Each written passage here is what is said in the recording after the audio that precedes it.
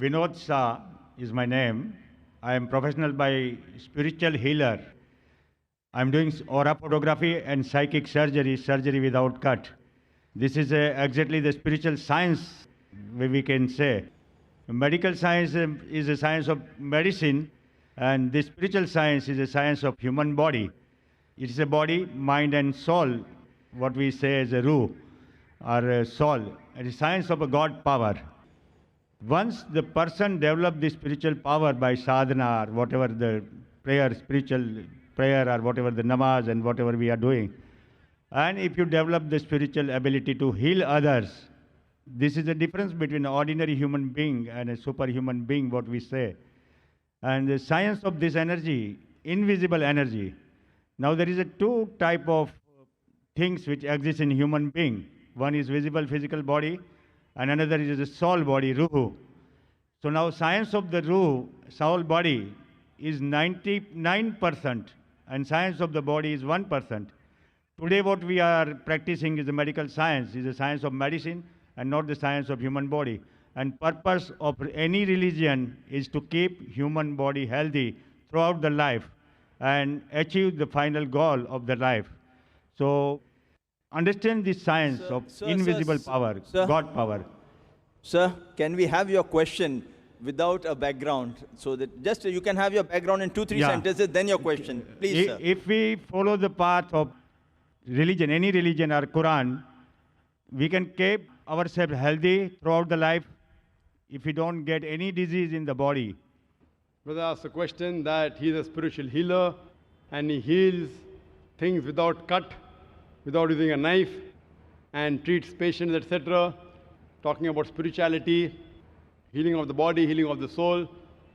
Basically, brother, as far as spiritual healing is concerned, there is something like true spiritual healing and something which is like a deceit. There's a world of difference in that. We do have many spiritual healing in public done by missionaries, and I've attended some of the programs, the Christian missionaries. They get a person and they get him on the stage, and the person is lame and he starts walking. The person is blind, he starts seeing, and we find many. And I don't know whether you have seen, I've seen many documentaries which have tried to expose how they do it. How they do it. And in our Islamic Research Foundation, ours is a research organization on Islam and comparative religion.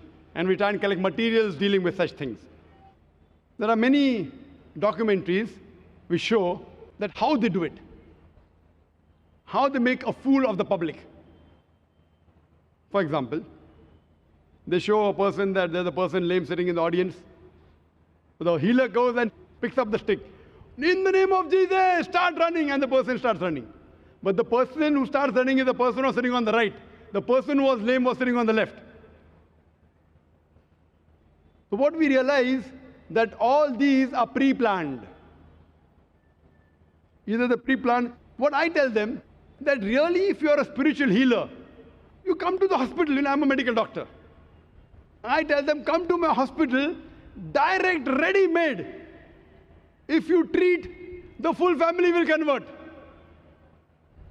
So if you are a spiritual healer, and if really it's the truth, we require hundreds of people like you. We don't want to have all these government hospitals, you know, Nair Hospital, Sion Hospital, KM Hospital. We'll employ you.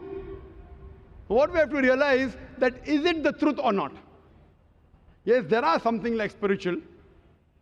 Like for example, the Quran says that the verses of the Quran can be used for healing. But what you have to realize, in Islam, the person to heal is Huwa Shafi. It is he who heals. If anyone says, I heal, it is nonsense.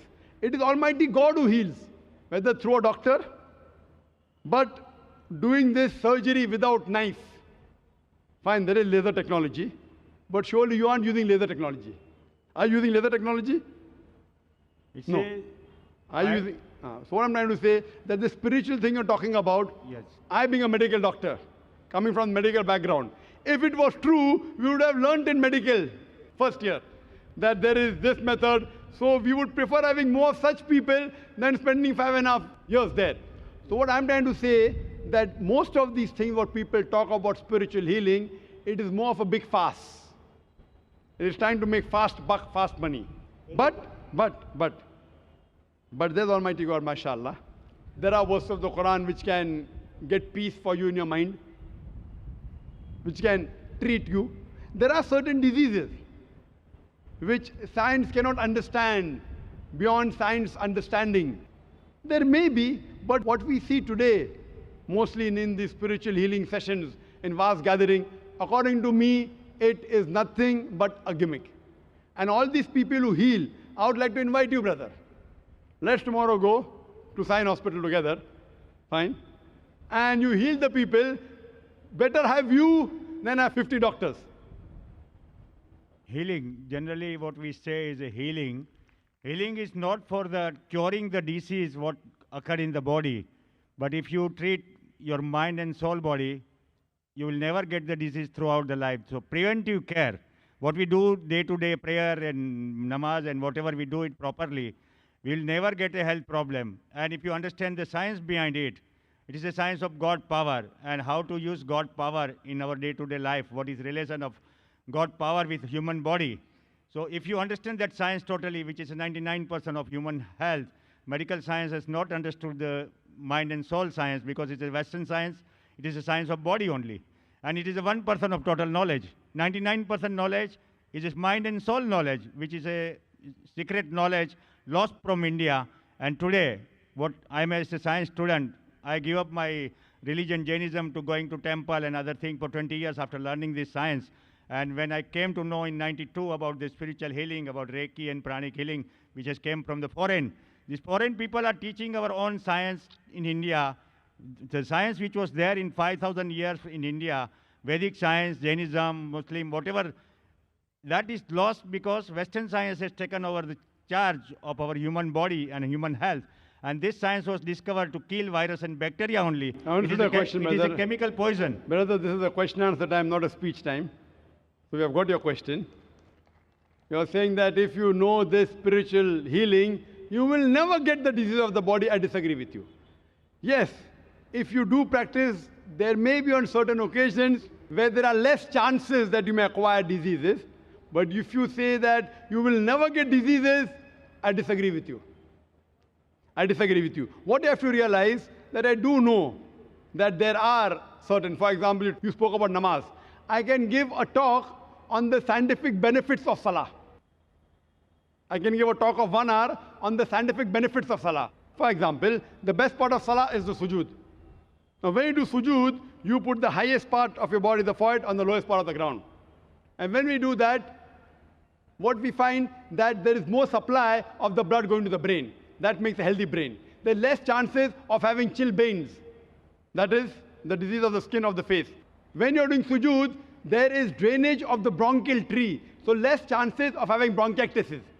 Now when we breathe normally, 1/3 of the air in the lung remains. It's called as residual air. When you breathe in the sujood, the abdominal viscera, they press against the diaphragm. And the diaphragm, it exhales out the residual air. So you breathe in more fresh air.